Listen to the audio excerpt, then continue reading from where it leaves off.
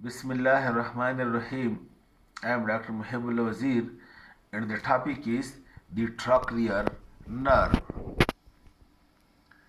Trochlear nerve, it is the fourth cranial nerve, and it is purely motor nerve, and it is the nerve of the midbrain. That is, its nucleus lies in the midbrain. The third nerve, oculomotor and trochlear. These two nerve nuclei lies in the midbrain. Okay, now the nucleus of the trochlear nerve, it lies, look over here please. Again, this connecting stalk, this is the midbrain, and this is the pons, and this is the medulla. And this you can see, this is the cerebral aqueduct. In this gray matter, anterior to the cerebral aqueduct, at the level of superior colliculus lies the two nuclei of the oculomotor nerve, and at the level of inferior colliculus over here lies the nucleus of the trochlear nerve or fourth cranial nerve. It lies in the midbrain, in the gray matter of the midbrain, anterior to the cerebral aqueduct, at the level of inferior colliculus. You can see over here, this is the superior colliculus and this is the inferior colliculus. It lies over here at the level of inferior colliculus, while the two nuclei of the oculomotor nerve, it lies at the level of the superior colliculus. Okay, now this motor nucleus, or which is somatic efferent or somatic motor nucleus, it has connections. Number one, this nucleus has connection with bilateral cerebral hemispheres, with cerebral cortex, bilaterally with both one. And then this nucleus is having connection with visual cortex, which is present over here. You know already, the visual cortex is being present over here at the occipital lobe over here. So it has connection with the visual cortex. And then this nucleus is having connection with the nuclei of the third, with the nuclei of the sixth, and with the nucleus of the eighth cranial nerve. The same connections are also being given to the nucleus of oculomotor nerve. Okay, now you see it in the cross section over here. You look, this is the cross section at the level of the midbrain, at the level of the inferior colliculus. And now you can see over here, this is the cerebral aqueduct, and ventral to the cerebral aqueduct, you see this is the nucleus of the trochlear nerve. Okay, this you can see the trochlear nerve, and then these fibers originate from the trochlear nerve, from this nucleus, and passes posteriorly. Note this one point. This is anterior side, this is posterior side. The fibers of the trochlear nerve passes posteriorly, this one and this one, and the two nerves decussate. Look, this nerve passes toward the opposite side, this nerve passes toward the other opposite side. The two nerves decussate, and the nerve comes out on the posterior surface of the midbrain. And look, this is the only nerve that comes on the posterior surface of the midbrain. You look over here please. Again you note, look, this is the ventral side, and over here on the posterior side, you will note the oculomotor nerve, the trochlear nerve, this one.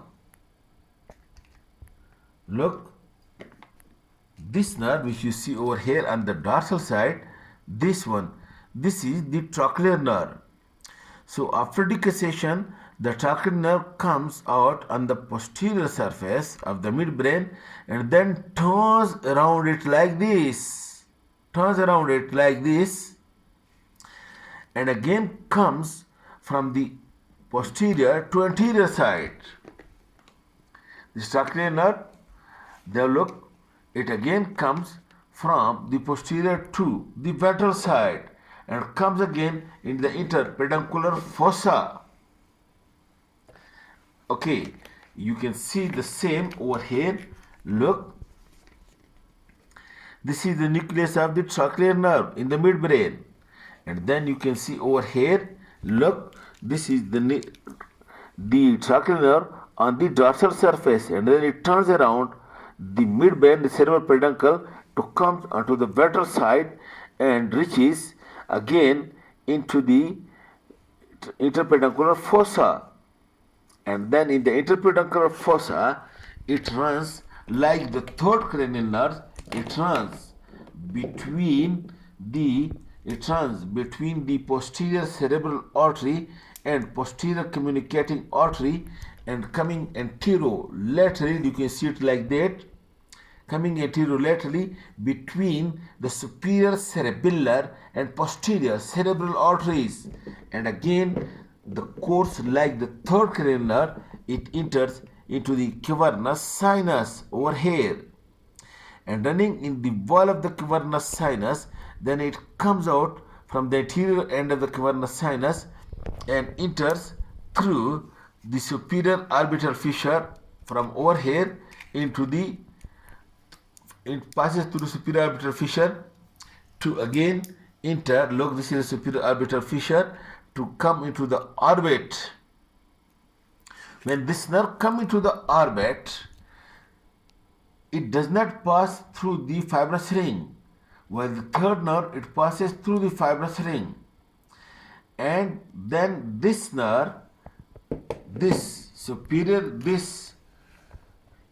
trochlear nerve, look, this look, this is the trochlear nerve, and look, it passes through the superior orbital fissure to enter into the orbit, and it supplies, look, this is the superior oblique, this is, look, this is the levator palpebrae superioris, and look, and this is, look, and this is superior rectus muscle. The superior rectus and levator palpebrae superioris, these two are supplied by the oculomotor, while the superior oblique is being supplied by the trochlear nerve. And note the point, all the extra ocular muscle are supplied by oculomotor except the SO4, that is superior oblique, by the fourth, and LR6, that is lateral rectus, by the sixth nerve. And so in this way, this trochlear nerve supplies this superior oblique muscle of the eyeball, extraocular muscle of the eyeball.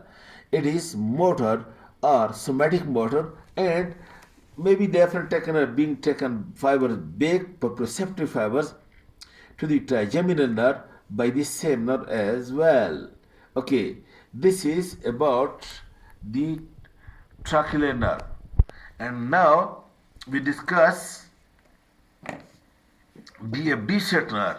We discuss all the nerves of the eyeball. So the other nerve which supplies the eyeball, that is the abducent. Abducent is the sixth cranial nerve. It is again motor, and its nucleus lies in the pons. Look, third and fourth cranial nerve nuclei in the midbrain, while the nucleus of the sixth cranial nerve, it lies in the pons, and in the pons, on the dorsal surface of the pons, when you look over here, please look at this diagram. On the dorsal surface of the pons, look, this is the fourth ventricle. This is the lower part of the fourth ventricle. This is the upper part of the fourth ventricle. The upper part of the fourth ventricle, it lies, look, this is the dorsal surface of the pons, and this is the dorsal surface of the medulla, and this is the fourth ventricle. over here lies a swelling. Look, this small swelling which lies over here, this is small swelling is collection of neurons and this is called as facial colliculus.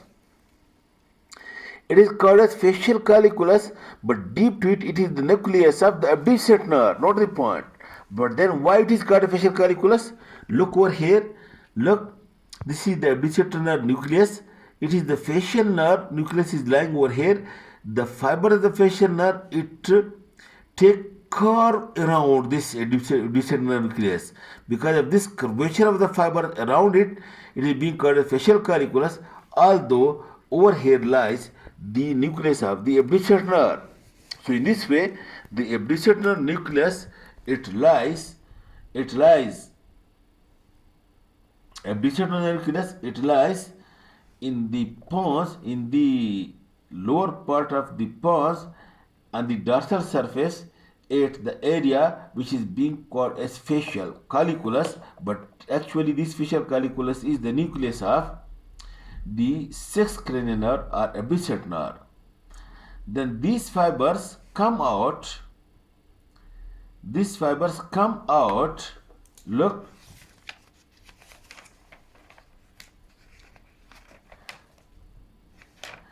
these fibers then come out,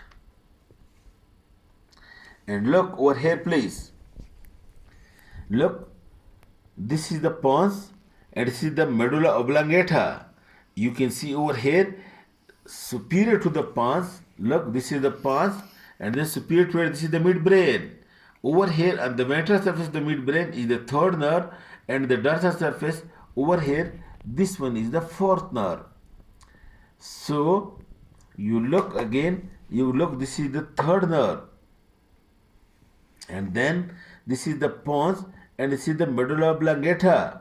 Note the point on the ventral surface at the junction of the pons and medulla oblongata. You see this is the sixth cranial nerve which comes out from the pons at this level, and then later to that you can see this is the seventh cranial nerve and this is the eighth cranial nerve, facial vestibulocochlear, and then this you can see this is the ninth cranial nerve, this is the 10th, and this is 11th, and this is hypoglossal nerve. So the abducent nerve, its nucleus in the pons, and then it comes out over here at the junction of the pons and medulla, and then this nerve also travels like this from over here. This nerve also travels laterally and anteriorly to enter into the cavernous sinus. Traveling in the cavernous sinus, it comes up the cavernous sinus and then it passes through this superior orbital fissure to enter into the orbit. And you look over here please again. Look, this is the sixth cranial nerve. This is the pons. This is its nucleus. It comes out and then it passes and then it enters into the orbit through the superior orbital fissure, but not through the fibrous ring. And then this sixth or abducent cranial nerve, it is motor for the lateral rectus, L or sex. It supplies the lateral rectus, the extra ocular muscle of the eyeball. In this way, these three cranial nerves share a supply of the extra ocular muscles, that is the superior oblique, inferior oblique, medial rectus, lateral rectus, and then the oculomotor nerve, it also supplies the smooth muscles of the sphincter and that the ciliary muscles for accommodation. Okay, this is about the abducent or the nerves of the eyeball. Okay, thank you very much.